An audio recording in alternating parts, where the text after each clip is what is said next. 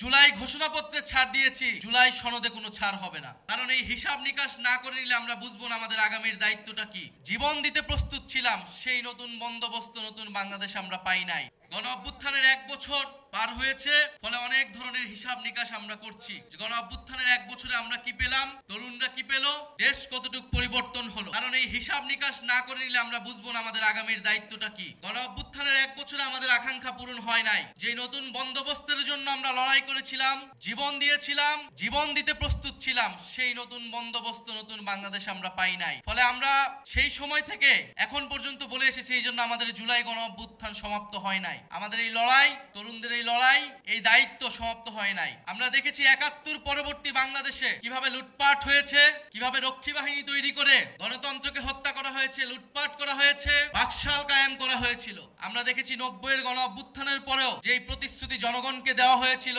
ছাত্র সমাজকে দেওয়া হয়েছিল, সেই প্রতিশ্রুতি রক্ষা করা হয় নাই। ২৪-এর গণ অভ্যুত্থানকে ব্যর্থ করে দিতে, ২৪-এর গণ অভ্যুত্থানের প্রজন্মকে প্রতারিত করতে সকল ধরনের আয়োজন সম্পন্ন হয়েছে। কিন্তু আমরা বলতে চাই, সমীকরণ এখনই শেষ হয়ে যায় নাই। ফলে যারা এখনই সমীকরণ মিলায় ফেলছে, তারা ভুল পথে হাঁটছে। গণ অভ্যুত্থানের শক্তি, তারুণ্যের শক্তি এখনো রাজপথে আছে, এখনো মাঠে আছে। গত 1 বছর ছাড় দিয়েছি, জুলাই ঘোষণাপত্রে ছাড় দিয়েছি, জুলাই সনদে কোনো ছাড় হবে না।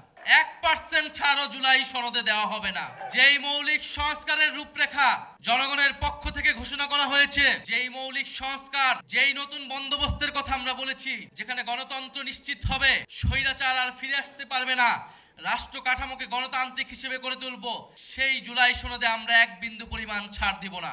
আমরা নির্বাচন চাই, নির্বাচন গণতন্ত্র ভোটাধিকারের জন্যই আমাদের লড়াই ছিল।